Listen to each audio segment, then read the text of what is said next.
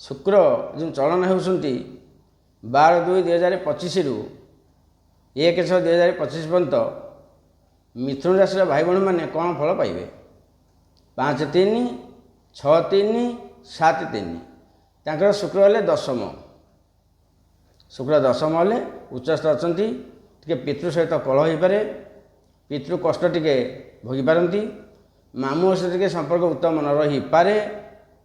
देहरे टे कष्ट अनुभव करेंगे कर्म टे बाधा रही शुक्र टे मिथुन राशि से भल फल दौना ये जो 1.5 मास 2 मास तेणुक गोटे जगह थी कि कुंडे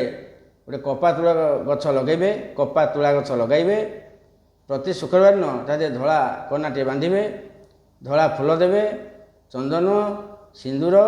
धूपदीप दे पूजा करेंगे मिथुन राशि भाई भाई मैंने शनिर शुभफल पाँच शुक्र टे शुभफल पाइबे शनि तो बहुत दिन रे दशम शनि से फल मुझे कहीदे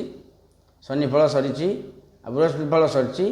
राहु चलन हेले अल्प दिन थी फल कहवा शुक्र टे फल भाई भाई मैंने से भल पाऊना ये प्रतिकार कले निश्चय भल रखिए। फिर देखिए अलग राशि।